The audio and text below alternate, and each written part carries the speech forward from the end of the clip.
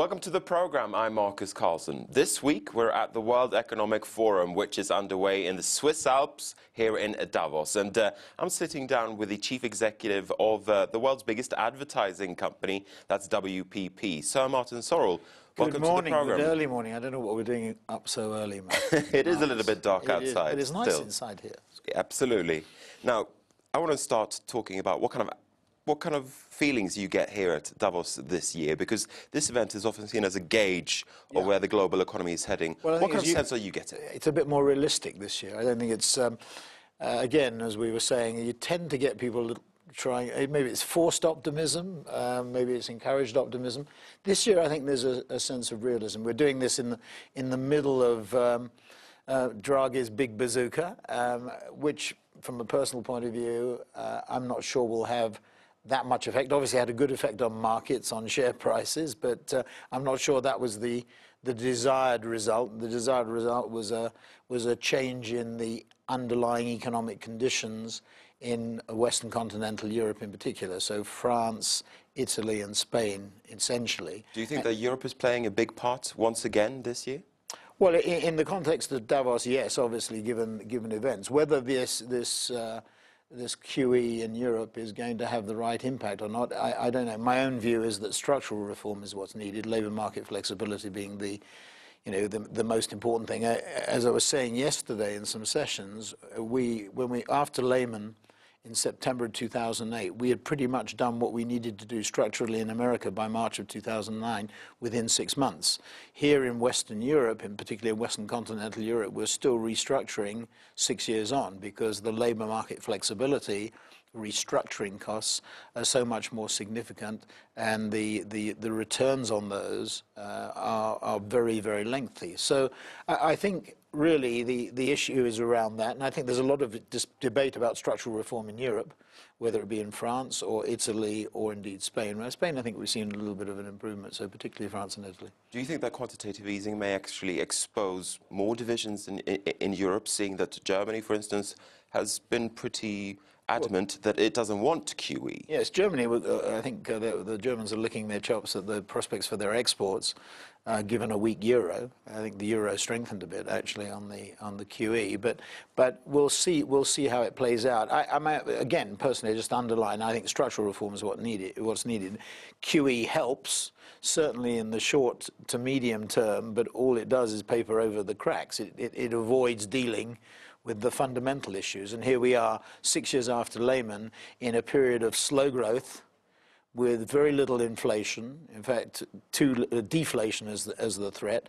Therefore, clients have very little pricing power, which means that what they do is to focus on costs. So purchasing finance has more power than marketing. Trying to redress that balance is very important. So what clients are looking for, what our clients and client companies are looking for, is to manage costs rather than manage the top line. The only way you can really get growth is by focusing on the top line. I was talking to getting those sales in a second. And getting those sales. I was talking to one of the financial services clients we work with, and he said, the only way we will survive and prosper is by growing the top line. So there's this, what people look at the work that we do in advertising and marketing as being a discretionary cost. Like, we don't regard it as being such. We regard it as being an investment in brand, top line and growth. And we have to shake that thinking, because the last 6 years, particularly post-Lehman, has been dominated by that thinking.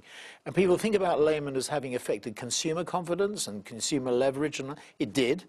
But it had a far bigger and more fundamental and iconic effect on corporates and the way they behave. Today, those corporates have about $7 trillion of net cash, according to Bloomberg, on their balance sheets, relatively unleveraged positions. They focus on the short term. They focus on buybacks, share buybacks. They focus on dividend payouts instead of focusing on investment in terms of in the forms of capital expenditure or operating expenditure. So are you saying that chief executives here in Davos and elsewhere are more cautious in 2015 than they were 10 years ago, perhaps? Yes, definitely. And they're naturally cautious because the average life of a CEO in America is about 5 years. I don't know what the statistics are in France. The average life of a CFO is about 3 years, and the average life of a CMO, the people that we tend to deal with, is about 2 years.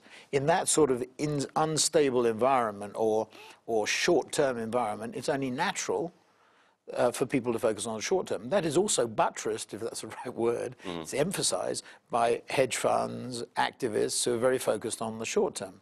We did a conference of CEOs with the Wall Street Journal, and I chaired with Andrew Liveris a group that was looking at what you could do to try and shake this short-termism. And what can you do? Well, the two recommendations that we came up with, the first was an increased tax on short-term capital gains, so to encourage shareholders, share owners, to take a much more longer-term position. The second recommendation, there were about 6 actually, but the second most important one was ISS, the Institutional Proxy Service, which has a lot of power, but there's no regulatory control on them. That there should be some sort of control from the SEC, because it's an unregulated body with great power and has enormous proxy power, because it accounts, I think, for about 20% or a third of institutional votes. So if ISS vote in favor of a resolution or conversely vote against it, they have tremendous power. So exercising that power responsibly for the long term is critically important. Larry Fink, who is chairman and CEO of BlackRock, the largest investor in the world, has been on about this for a number of years and has written to, I think, the S&P 500 saying, look, focus on the long term. We're long-term investors. This is critically important, because a lot of people here at Davos talk about small companies, medium-sized companies, big companies being the engine of growth and employment. They've got this undeployed $7 trillion, relatively unleveraged balance sheets. We have to change the mentality, change the thinking to focus on the top line. Easy to say, but in a world that's slow growth, you know, World Bank forecasts what, 4.5%, 5% nominal, 3.5%, 4% real. Tough stuff. You have said here in Davos that perhaps we need to get used to a world where growth is slow. Well, What do you mean by that? Well, I think we have. I mean, I think we've got, it's not a no-growth world. You know, our budgets last year were looking for 3% plus like-for-like growth. Our budgets this year are looking for the same. So, you know, I'm not proud of that. I'd like to see it at 4 or 5 or 6 or 7, obviously.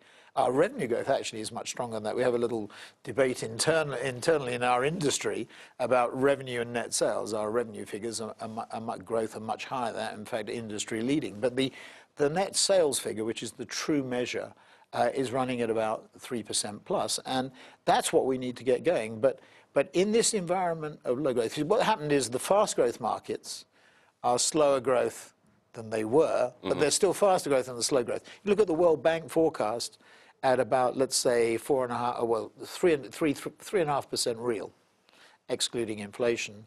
The fast growth markets are growing about 4 plus.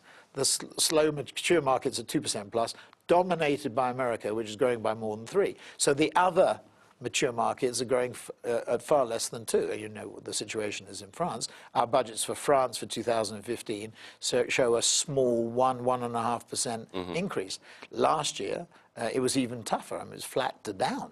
So, and France is our 5th largest business. It's after the US, the UK, China, and Germany. Our revenues in France are about $850 million. You mentioned a few regions there. Where are you seeing growth? Where are you seeing pockets of strength, and where are you seeing weakness? Well, we're seeing pockets of strength everywhere. I mean, the US obviously this is a G2 year. This, in my view, this is US and China. People say China has slowed, or it has slowed. The official rate is 7.4% GNP growth.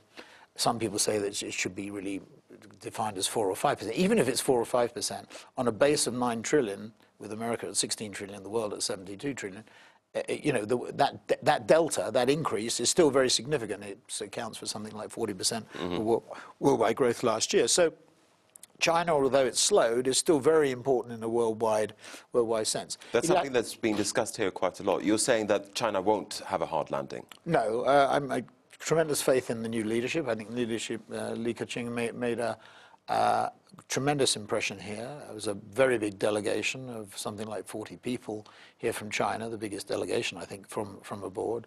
And good humor, and you know, the train is not slowing down.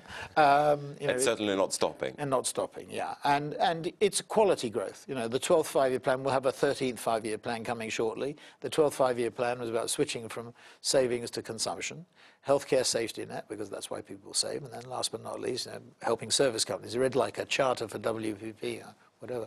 So if you look at Latin America, very mixed. Mexico, I'm very bullish on.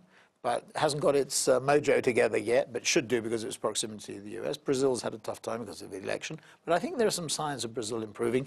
Argentina, Venezuela, because of the oil price, obviously in great difficulty. So mixed, and even Colombia, which is strong, may be affected by lower oil prices. What about Russia? Because well, there's Russia, some focusing, Ukraine, of course, on the Ukraine-Russia situation. Not much comment here, interestingly, on two countries, Russia and Turkey. But Russia, obviously, in deep trouble and deep recession, high inflation, high interest rates. Russian companies unable to refinance. So Eastern Europe, although I remain extremely bullish of it, the German, Polish, Russian axis, particularly driven by energy, but with the oil price where it is, obviously the Russian economy is in trouble and because of sanctions and the Ukrainian situation. Western continental Europe we talked about. UK is very strong, but what happens in the UK after the election is another story, and I worry about that because I think... In what sense? Well, some form of coalition government is probably highly likely. I doubt whether any party will get a majority.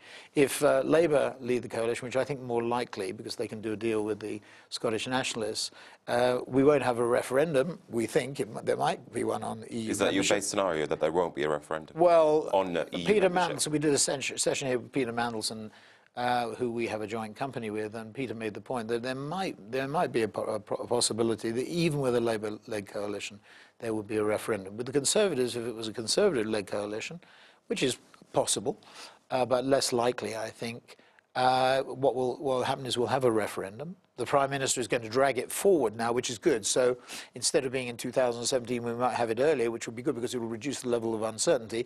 But I think it's going to be very damaging to the UK economy. I can't see foreign companies investing in the UK knowing there is a possibility that we will exit the EU. So, Martin Sorrell, it's been a pleasure to speak to you, as always. Thanks for the opportunity. Thank you. And with that, we're going to be wrapping up the programme from here. Thank you for watching France 24.